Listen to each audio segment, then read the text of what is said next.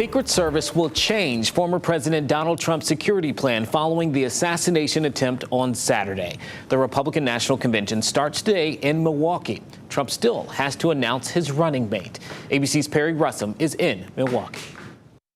Day one of the Republican National Convention and the scheduled focus on Trump's economic plan is overshadowed by this weekend's assassination attempt.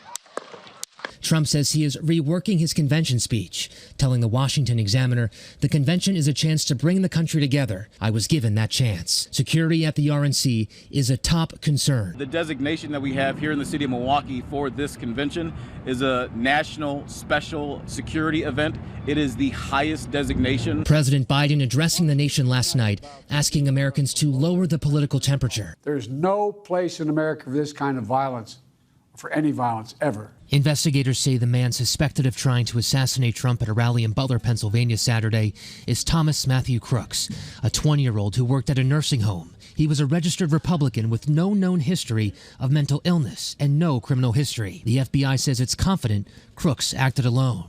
The Butler County Sheriff telling ABC News that moments before the shooting, a local police officer confronted Crooks on the roof, but Crooks quickly turned and aimed his gun at the officer, forcing him to retreat.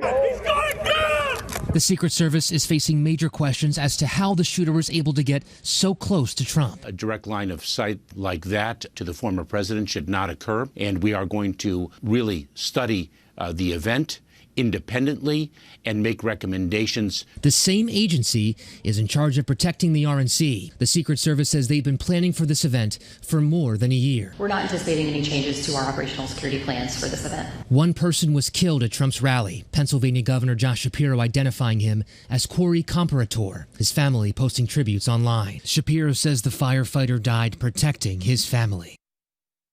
We are still waiting to see who Trump is going to pick as his running mate. We're being told it is down to three people: Senator J.D. Vance, Senator Marco Rubio, and the governor of North Dakota, Doug Burgum. A decision could be made as early as today. Perry Russom, ABC News, Milwaukee. And then the days following this tragic shooting, reaction has poured in for the former president from leaders on both sides of the aisle. Several Virginia lawmakers took to social media to express their thoughts and send prayers to the former president and those who attended that rally in Pennsylvania on Saturday. And that includes Governor Glenn Youngkin, who put out a statement saying the attempted assassination of President Trump was an action of pure evil. If we ever deem it acceptable, then we will lose our republic. Today, the governor is also ordering flags in Virginia at half-staff until tomorrow to honor the man killed at the rally. Lieutenant Governor Winston Earl Sears says, in part, our political discourse should be a beacon of hope, a place where ideas are shared respectfully. We got Attorney General Jason Miyares, who also shared thoughts, saying prayers for protection and healing for the former president, any innocent bystanders, and law enforcement to arrest all perpetrators associated with this monstrous attempt on Mr. Trump's life. U.S. Senator Mark Warner also sharing some thoughts on X. There is no place for political violence in democracy, he says. Well, Senator Tim Kaine sends his prayers and also adds that leaders need to step up and show that we can treat all with respect. In Congress, we have Representative Jen Kiggans, who is sharing some thoughts as well and thanking the Secret Service and law enforcement for their quick response and commended Trump's bravery in the face of danger.